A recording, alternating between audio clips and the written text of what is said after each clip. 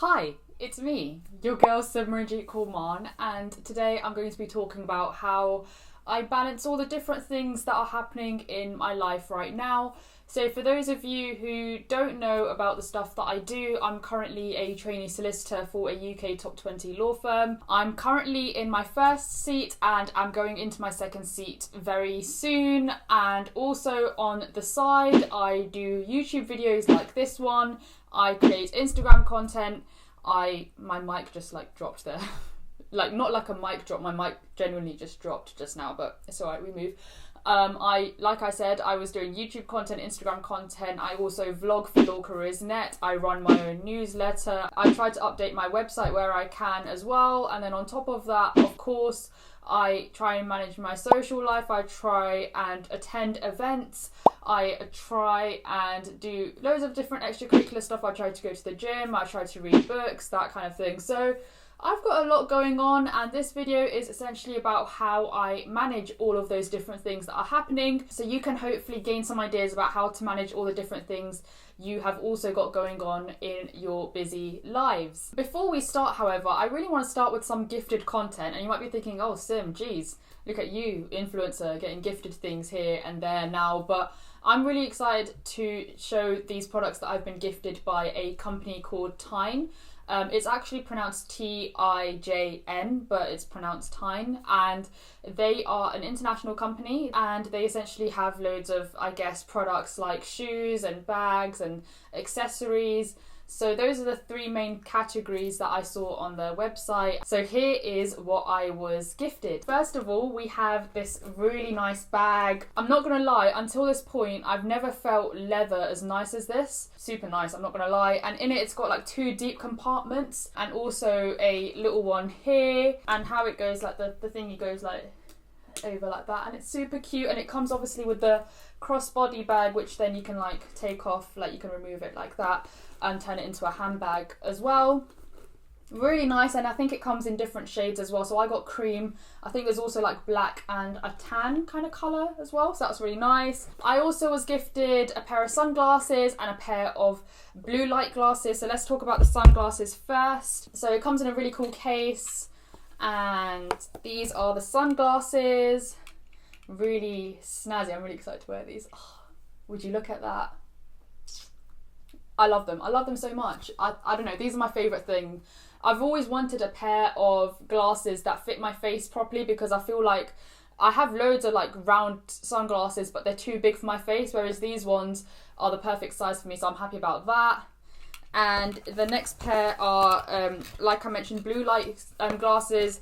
They've really, I guess, increased in popularity recently, with people saying that it's helped them go to sleep when they've been staring at a screen for too long. So these are my blue light glasses as well. They're not prescription glasses, so I can't see a thing, but because I am short-sighted, not long-sighted, I can use these glasses for when I am reading a screen and stuff and not feel that glare from the laptop screen. But yeah, those are my gifted products, which I am really happy and proud to receive. If there was anything that I'd say for the matter of transparency, I thought that shipping did take quite a long time because it was shipped from another country. Other than that, I didn't have any problems or qualms with them. The sales team were really nice. I like the quality as well, so if you're interested, I've dropped their website in the description below. Now let's jump into the video itself. So the first way in which I'm able to balance all the different things that I've got going on in my life is to accept the fact that sometimes my priorities will change.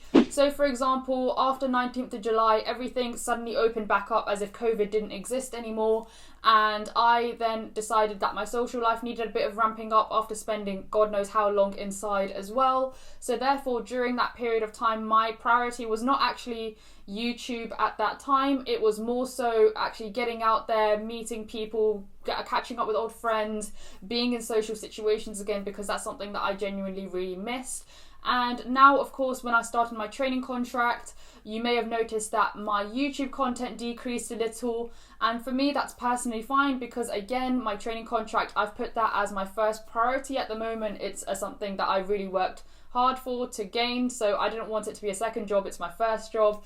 So that's why at the moment my training contract takes the utmost priority. Again, it's about having that adaptability to know that certain times your priorities might change. So this weekend, for example, I've not got much going on, so I've decided to use this weekend to create my YouTube content and do my Instagram content, whereas on other weekends I was actually chilling with friends or hanging out. So it's just about understanding that there'll be different times where you've got different priorities and being open to that. The second thing that I'd like to emphasize, that I always try and emphasize to myself when I'm balancing different things that are happening in my life, is that I'm trying to learn how to live, not learn how to make a living. And that's something I've been telling myself a lot recently, because for example, say if I've had a really hard day at work, it's been really full on, I've been quite stressed, and then in the evening I try and force myself to make a YouTube video purely because I want to create a video that I can monetize from and then increase my income. That's not necessarily something that's going to make me happy. Instead, it's going to make me burn out faster. It's actually going to make me feel like YouTube is a job when instead it's something that I should be doing for fun. And that's how I've kind of set myself that ethos of learning how to live rather than make a living. If I don't feel like doing something at that current time, for example, making YouTube videos because I'm tired, because I'm not in the mood, I'm not going to force myself to do it, because at the end of the day, it's something that I do for fun. I should never really lose sight of that element. And I guess this links on to my next point in terms of how I balance things, and it's about not being too hard on yourself. Back in the day, I guess no one really knew this because I was churning out content so much, but I used to really beat myself up about missing certain days or weeks after posting on YouTube, and I used to feel like I'm letting everyone down, I'm letting myself down, and I used to really be hard on myself for it. And I guess now it's more so if I miss a week or two on posting on YouTube, it's fine. At the end of the day, you know, I'm not going to sacrifice my happiness or my productivity for the sake of just trying to get a video out. So now the way I do it is if I feel like making a video, if I feel like filming one like I do today, I'm going to film it.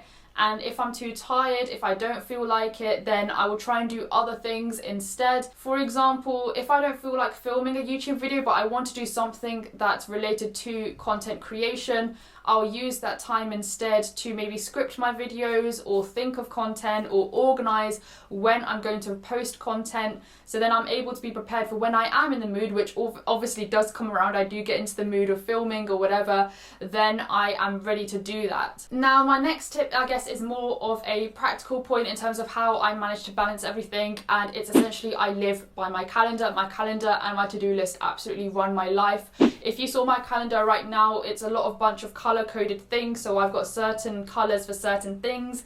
Yellow is my content creating. Purple is my calendar for work. So say if I have a work social, that will be on my personal calendar as well. If I'm hosting any webinars or any events or doing any podcast recordings, that will be in blue. So I've got loads of different things that are happening on my calendar. To loads of people, it may look overwhelming, but for me, it's actually quite peaceful to look at because that's everything that I need to do on paper in front of me that I can look at. Well, I say on paper, it's actually Google Calendars, but everything on Google Calendar for me to look at. And the same is with my to-do list. So I have a to-do list widget on my phone, and essentially how that widget works is every time I think of something that I need to do, I just write it down, and that essentially is my checklist for what I need to get done for the week. I keep on adding to it, so the to-do list has never actually gone to zero.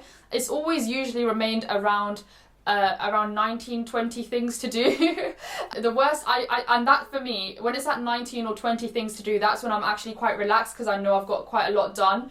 Whereas if it's on, say, 30, sometimes 35 things to do, I get a little bit like, okay, I need to get a crack on with things. So that's my to-do list as well, which never gets completed. It keeps me aware of all the different things that I need to do right now. And some of those deadlines are long stop deadlines. For example, one thing that I definitely need to do is research taxes for content creators. That's been on my to-do list for ages. I've not looked at it yet, but that's kind of a long stop deadline one. And the ones near the top of my to-do list are the ones that have more of an immediate deadline. The last thing I'd like to say in terms of how I balance my time is actually being really self-aware about my capacity and availability. And one example that I can give to you is I write a newsletter every month. And to be fair, there are weeks where I have said to myself, you know what, I could potentially do 2 newsletters this month, or I could do 3.